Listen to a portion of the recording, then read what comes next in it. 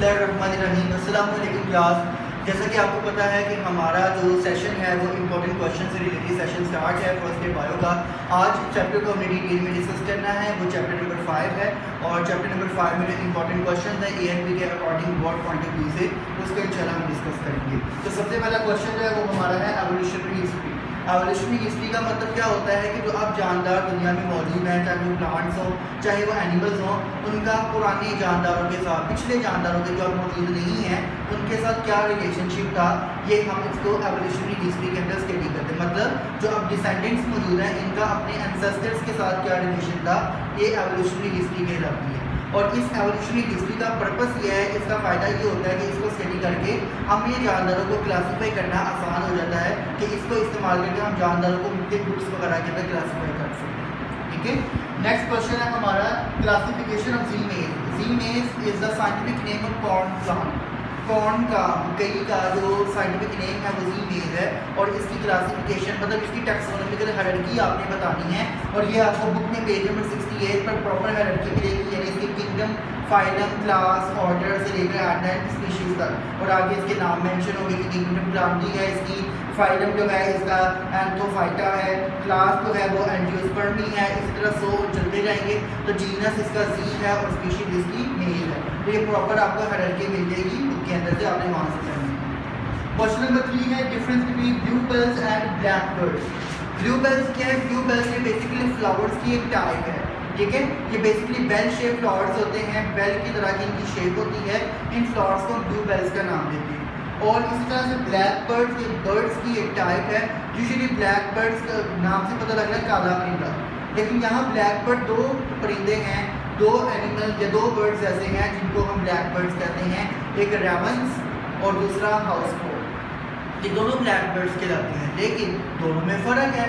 तो अब साइंटिस्ट वगैरह को जब मिसाल के तौर पर एक साइंटिस्ट रेवंस के बारे में बात कर रहा था तो उसे जब वो ब्लैक बर्ड का वर्ड यूज़ करता था तो ब्लैक बर्ड के वर्ड क्योंकि दोनों एनिमल्स आते थे तो फिर इसको कन्फ्यूजन होती थी। तो इस कन्फ्यूजन को दूर करने के लिए क्या किया गया, एक प्रॉपर सिस्टम इंट्रोड्यूस करवाया गया कि हर जानदार को एक प्रॉपर नाम दे दिया जाए जो उसको बाकी तमाम जानदारों से डिफर करवाए। ठीक है, और उस सिस्टम को क्या नाम दिया गया, this will be named as binomial nomenclature. तो अगली ही टर्म है हमारी कि बाइनोमियल नोमेनक्लेचर क्या होता है।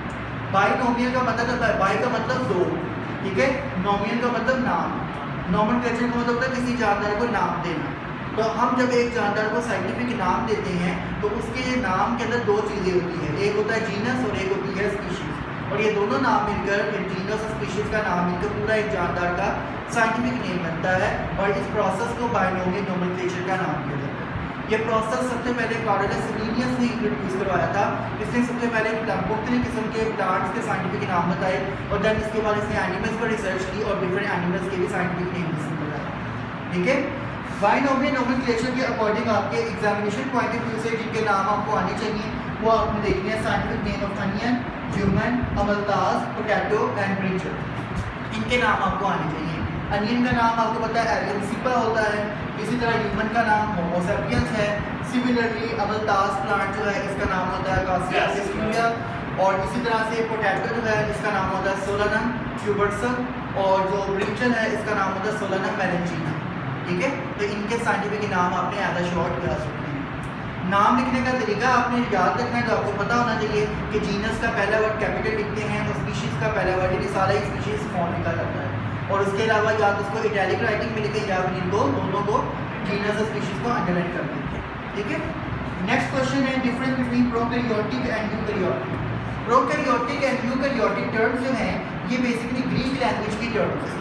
ठीक है, जब किंगडम सिस्टम क्लासिफिकेशन का इंट्रोड्यूस करवाया जाने लगा तो उसमें सबसे पहले ये दो ग्रीक लैंग्वेज की टर्म इंट्रोड्यूस करवाएंगी, प्रोकैरियोटिक और यूकैरियोटिक। प्रो का मतलब होता है पहले, प्रिमिटिव, कैरियोटिक का मतलब न्यूक्लियस। ठीक है, और इसी तरह से यू का मतलब होता है ट्रू और कैरियोटिक का मतलब न्यूक्लियस। यानी कि प्रोकैरियोटिक वो जानदारों को कहा जाता था जो प्रिमिटिव जानदार थे। जब ज़मीन के ऊपर लाइफ पॉसिबल हुई तो सबसे पहले जानदार जो ज़मीन पर आए उन जानदारों को प्रोकैरियोटिक का नाम दिया। ठीक है, और यूकैरियोटिक उन जानदारों को कहा जाता है जो लेटेस्ट जानदार हैं। अब यानी कि अगर हम प्रॉपर डिफाइन करें तो प्रोकैरियोटिक ये वो जानदार हैं जिनमें प्रॉपर न्यूक्लियस नहीं होता और यूकैरियोटिक ये वो जानदार हैं जिनमें प्रॉपर न्यूक्लियस पाया जाता है। ठीक है।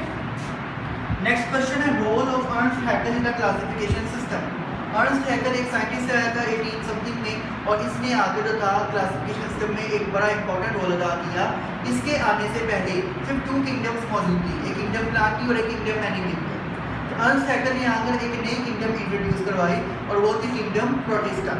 और किंगडम प्रोटिस्टा में इसने उन ऑर्गेनिजम्स को रखा जो कि यूनिसेलुलर थे, यूकैरियोट्स थे और वो कुछ प्लांट्स की तरह देखने में लगते थे, कुछ एनिमल्स की तरह, यानी यूग्रीना लाइफ थे।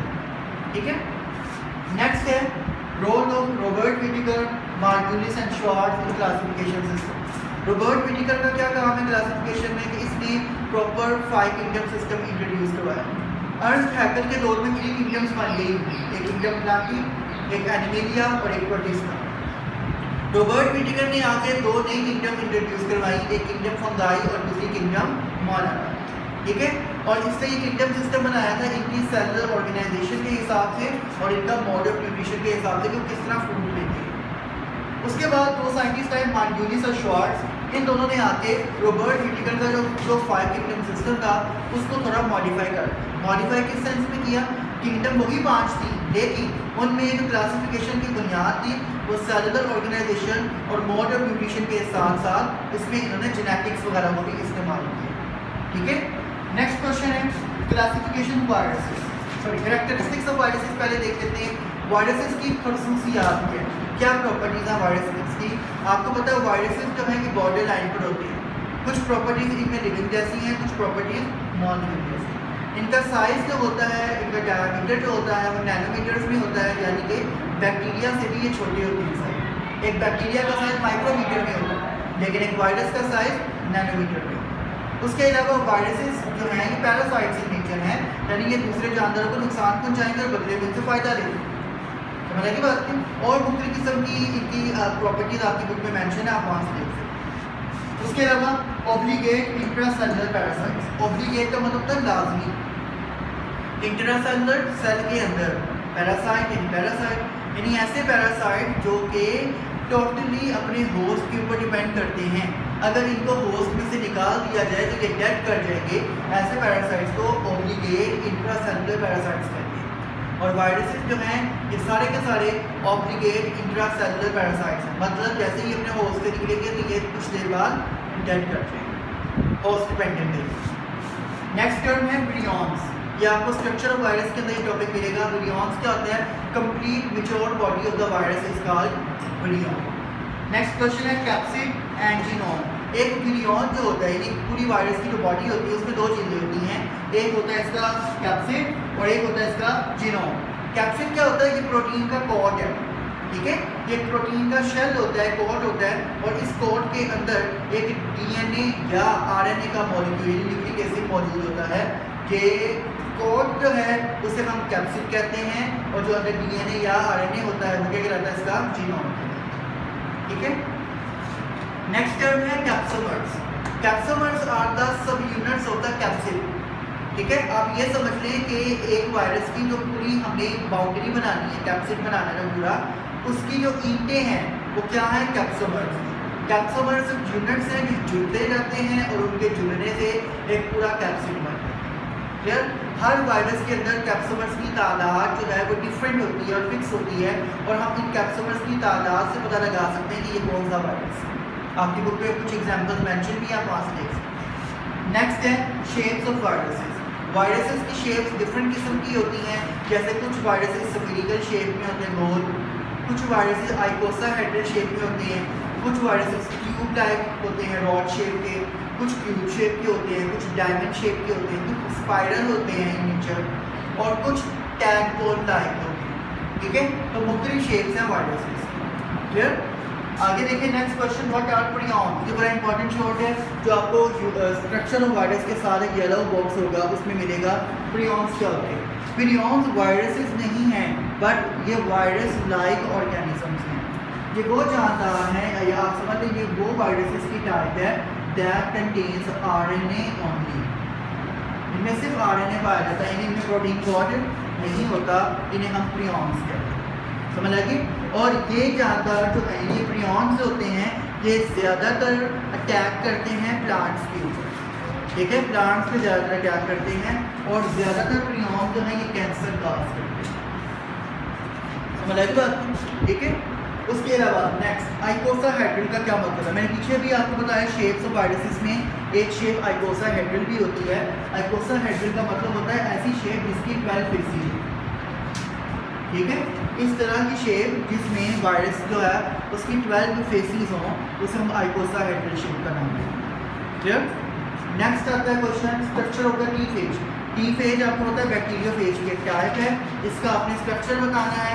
अगर ये डायग्राम पूछेंगे कि ड्रॉ द स्ट्रक्चर तो आप जस्ट डायग्राम बनाएंगे लेबलिंग के साथ, और अगर तो ये डिस्क्राइब करने के लिए पूछा जाए तो फिर आप इसके स्ट्रक्चर को साथ डिस्क्राइब भी करेंगे।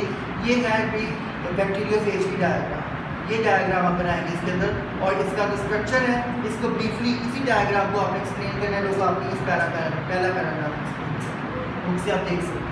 ठीक है, उसके अलावा नेक्स्ट क्वेश्चन है mechanism action of bacteriophage. Structure के नीचे ही नेक्स्ट पोर्शन है मैकेनिज्म एक्शन का, जिसमें डिफरेंट स्टेप्स आते हैं। उन स्टेप्स को आपने ब्रीफली एक्सप्लेन करना है अगर शॉर्ट में आया कि पहला स्टेप है लैंडिंग, फिर अटैचमेंट होती है, अटैचमेंट के बाद जो है वो पेनिट्रेशन करता है, पेनिट्रेशन के बाद इंजेक्शन होता है डीएनए का, और इंजेक्शन के बाद फिर रेप्लिकेशन या डुप्लीकेशन होती है, और फिर ये पूरा एक लाइफ साइकिल चलता है। ठीक है, अच्छा उसके अलावा लिटिक एंड लाइसोजेनिक साइकिल, ये बड़ा इंपॉर्टेंट शॉर्ट क्वेश्चन है। बाज़ कुछ वायरसेस जो होते हैं जब अपना जेनेटिक मटीरियल डीएनए या आरएनए वगैरह अपने बैक्टीरिया की बॉडी में इंट्रोड्यूस कर देते हैं, तो वो बैक्टीरिया की बॉडी में जाके डीएनए वो क्या करता है, वो रेप्लिकेट करता है, कॉपीज बनाता है, और अंदर ही उस बॉडी के अंदर बहुत सारे नए बैक्टीरियोफेजेस बन जाते हैं। जब वो बैक्टीरिया जो है बैक्टीरियोफेज से फिलअप हो जाता है तो वो फटता है, और उसके फटने से सारे के सारे बैक्टीरियोफेज बाहर निकल आते हैं। ठीक है, और वो अगले बैक्टीरिया सेल्स के ऊपर अटैक कर देते हैं। ये जो साइकिल है जिसमें वो फट जाता है, लिसिस हो जाती है, इस प्रोसेस को हम कहते हैं लिटिक साइकिल। ठीक है, लिटिक वर्ड निकला लिसिस से, लिसिस का मतलब फट जाना, ब्रेक डाउन हो जाना। क्लियर? इसके बरक्स दूसरा साइकिल कुछ बैक्टीरियोफेज में होता है लाइसोजेनिक साइकिल। लाइसोजेनिक साइकिल में जब एक बैक्टीरियोफेज अपना डीएनए या आरएनए बैक्टीरिया की बॉडी में एंटर कर देता है तो वो बैक्टीरिया की बॉडी के अंदर न्यूक्लियस में चला जाता है। ठीक है, और न्यूक्लियस का हिस्सा बन जाता है कौन? उस वायरस का, उस बैक्टीरियोफेज का डीएनए या आरएनए बैक्टीरिया के डीएनए और आरएनए के साथ मिलकर उसका हिस्सा बन जाता है, और इसी तरह अंदर ही अंदर उसके अंदर इन्फेक्शन फैलाता जाता है, लेकिन वो सेल फटता नहीं है। ऐसा साइकिल जो होता है वो लाइसोजेनिक साइकिल है। और इस स्टेज में लाइसोजेनिक साइकिल की स्टेज में जो बैक्टीरियोफेज होगा उस बैक्टीरियोफेज को हम प्रोफेज का नाम देते हैं। ठीक है, प्रोफेज ये वो बैक्टीरियोफेज होगा जो कि लाइसोजेनिक साइकिल करता है। क्लियर हो गया? नेक्स्ट टर्म है भी इंडक्शन और टेम्परेट फेज, ये दोनों इकट्ठी टर्म्स हैं, मैं इकट्ठा बताऊंगा आपको।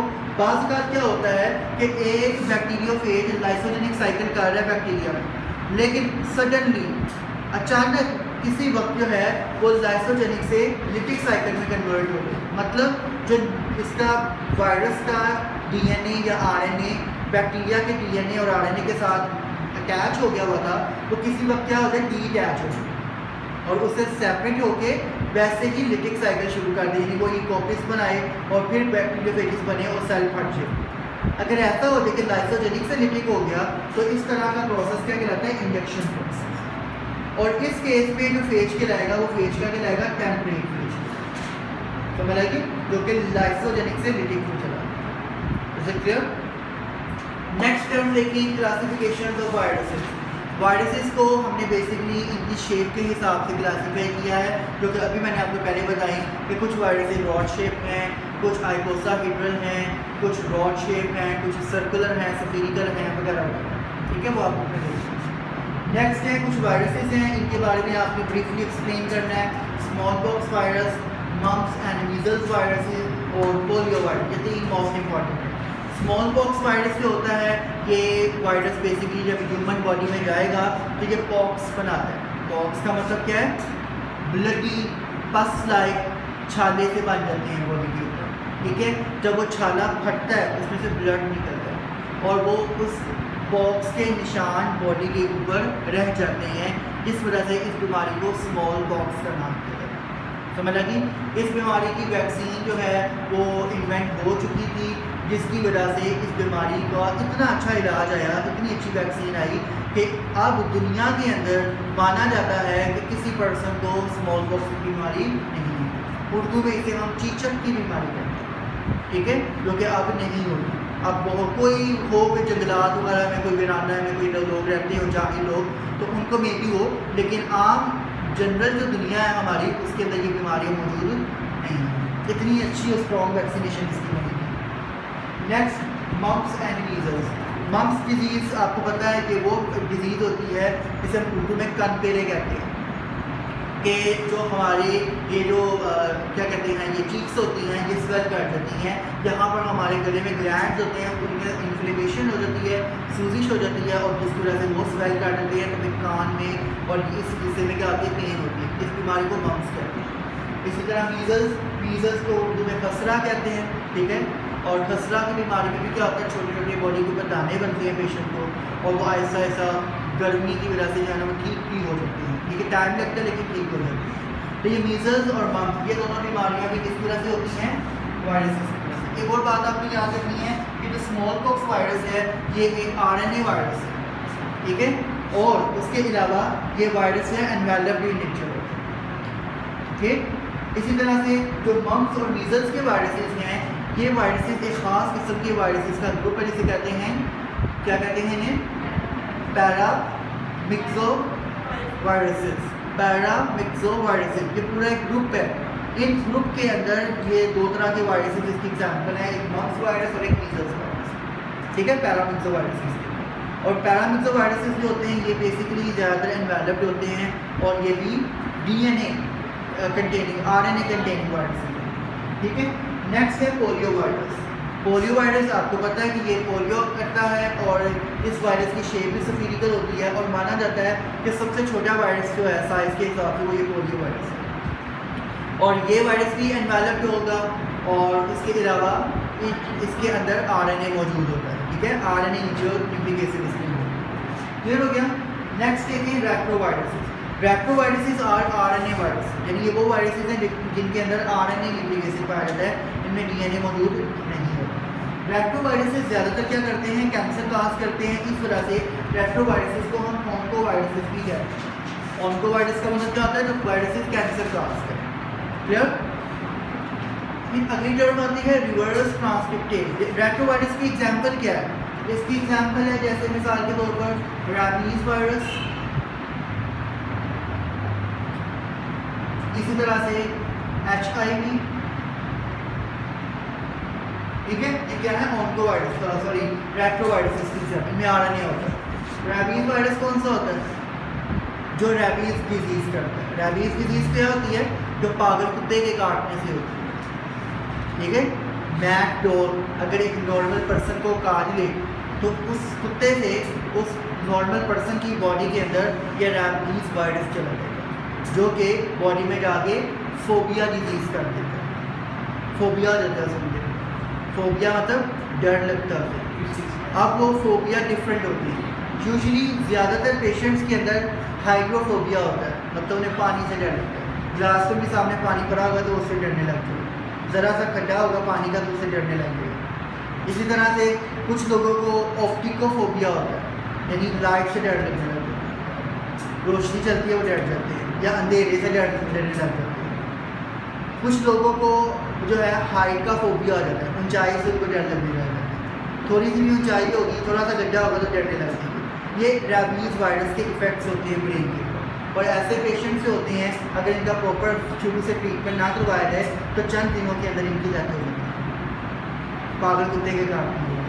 और इसकी पहचान ये है, एक इंटरेस्टिंग इन्फॉर्मेशन है कि इसकी पहचान ये कि अगर किसी खुदा ना खास्ता कुत्ते ने काट दी है और आपने पता लगाना है कि आया वो पागल कुत्ता था कि नहीं। अब जारी बात है बीमारी की सिम्टम्स का तो वेट नहीं ना करेंगे कि अब देखें उसको 2-3 दिन वेट उसको फोबिया हो रहा है कि नहीं हो रहा।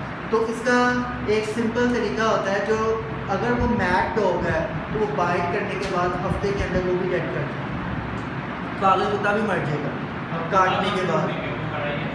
और अगर तो वो डॉग नॉर्मल है तो फिर वो जो है वो मरेगा नहीं काटने के बावजूद बचे तो, ठीक है, ठीक हो गया। तो ये बेसिकली क्या था कि ये हमने बात की, एक जनरल इन्फॉर्मेशन मैंने आपको दी रैबीज वायरस के बारे में। इसी तरह HIV वायरस जो कि एड्स काज करता है, ये भी एक रेट्रोवायरस की form. Next question, reverse transcriptase. Reverse transcriptase एक एंजाइम है जो क्या करता है, ट्रांसक्रिप्शन का उल्ट काम करेगा। ट्रांसक्रिप्शन क्या होती है, conversion of DNA into RNA, DNA से RNA का बनना ट्रांसक्रिप्शन। रिवर्स ट्रांसक्रिप्शन क्या होती है, RNA से दोबारा DNA का बनना, क्योंकि रेट्रोवायरस में RNA है ना, तो RNA से DNA बनाने के लिए रिवर्स ट्रांसक्रिप्टेज एंजाइम इनके अंदर मौजूद होता है जिसको डायरेक्ट DNA में कन्वर्ट करता है। ठीक है, ऑन्कोवायरस भी हो गया। अगला क्वेश्चन है HIV is host specific in nature. HIV जो है ये होस्ट स्पेसिफिक है, मतलब ये वायरस एक स्पेसिफिक होस्ट के ऊपर अटैक करेगा, उसको डिजीज काज करेगा, एड्स काज करेगा, और इसका होस्ट क्या होता है, ह्यूमन होता है। ठीक है, नेक्स्ट है प्रिवेंशन ऑफ एड्स। एड्स की प्रिवेंशन यानी एड्स डिजीज को किस तरह से प्रिवेंट किया जा सकता है। नंबर 1 क्या प्रिकॉशन होगी, control of the freely sexual contacts. Number 2 control of the अनहाइजीन instruments, surgical instruments होते हैं या जो दूसरे इंस्ट्रूमेंट्स वगैरह होते हैं, जैसे कि ब्लेड्स हैं, रेजर्स वगैरह हैं शेविंग के, या सिरिंजेस वगैरह हैं इंजेक्शन लगाने के लिए, या दूसरे सर्जिकल इंस्ट्रूमेंट्स हैं, वो अनहाइजीन नहीं होने चाहिए, उनको स्टेरिलाइज करके हाइजीन करके फिर यूज़ किया जाए। ठीक है, तो इसी तरह से ब्लड ट्रांसफ्यूजन ये भी एक काज हो सकता है, इससे भी बचा रहे। ब्लड ट्रांसफ्यूजन से पहले HIV स्क्रीनिंग टेस्ट करवाया जाए, अगर तो HIV वायरस मौजूद है तो भी वो ब्लड नॉर्मल पर्सन को ना लगाया जाए। तो ये वो काजेज़ हैं, इन्हीं काजेज़ को प्रिवेंट कर लेंगे, प्रिकॉशंस कर लेंगे तो हम HIV वायरस से बच सकते हैं। तो ये था भी क्लास आज का हमारा टॉपिक, इसमें चैप्टर 5 को डिटेल में डिस्कस किया। हमने इसमें कितने इंपॉर्टेंट क्वेश्चन बनते थे वो सारे क्वेश्चन को थोड़ा डिस्कस कर लिया। कल इंशाल्लाह हम नेक्स्ट चैप्टर के साथ चलेंगे, तब तक के लिए इजाज़त दें, अल्लाह हाफ़िज़।